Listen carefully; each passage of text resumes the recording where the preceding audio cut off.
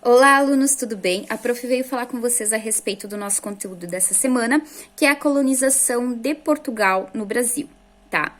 Então, assim, a primeira coisa que eu quero que vocês entendam é que de 1500 a 1530 foi o período pré-colonial, não tinha colonização, tinha apenas exploração das terras brasileiras, principalmente do pau-brasil, que além da madeira, tinha aquele pigmento vermelho lindo, maravilhoso, que todo mundo queria, que todos os reis queriam, ou aquele tapete vermelho. Então, esse pigmento, ele vinha do pau-brasil, tá?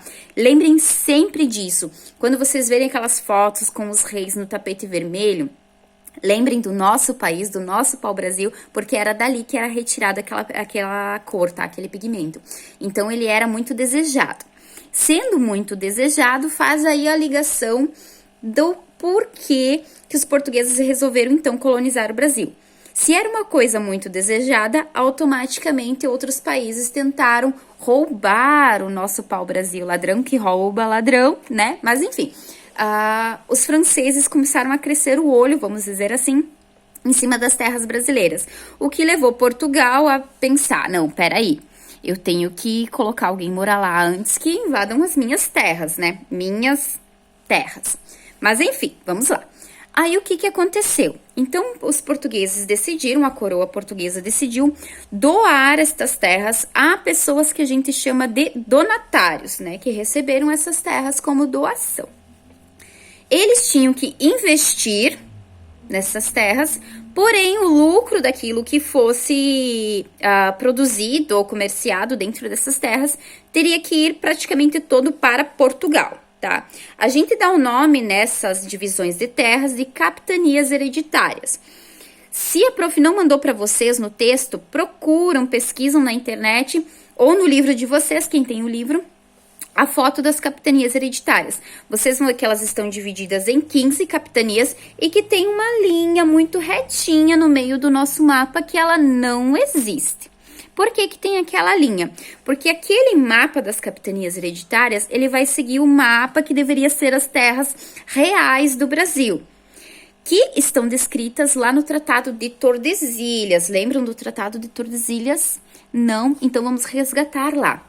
O Tratado de Tordesilhas dizia que, lembrando também, pessoal, que ele foi um tratado feito em 1494.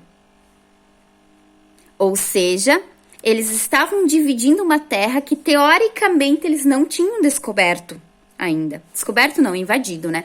Mas, enfim, eles estavam dividindo uma terra que eles, segundo eles, não sabiam que existia. Mas o Tratado de Tordesilhas diz o quê?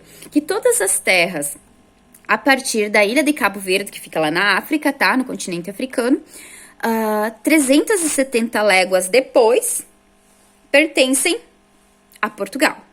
Além disso, pertencem à Espanha. Então, por isso que tem aquela linha reta nas capitanias, no final das capitanias. Porque toda a terra que pertenceria ao Portugal foi dividida em 15, tá? Se chamam capitanias hereditárias por quê? Porque automaticamente, como foi fruto de doação, a pessoa não podia vender. Então, se ela não pode vender, vai ficar para quem? Para os filhos. Hereditário, de pai para filho e assim por diante, tá?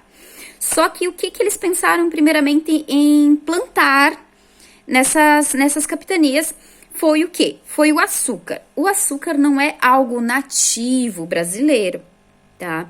O açúcar, ele veio da Índia. Por isso, pessoal, algumas capitanias não se deram muito bem na produção de açúcar, aqui as sulistas principalmente, né? Então, quem se destacou mais na produção de açúcar foram aí as capitanias norte e nordeste em temperaturas um pouquinho mais quentes, tá? E aonde que esse açúcar era processado? No engenho. E o engenho daí tá todo descritinho lá no texto para vocês e a prof vai deixar mais um vídeo ainda para explicar um pouquinho do engenho de açúcar para vocês, tá? Tchau, tchau. Beijinhos, saudades.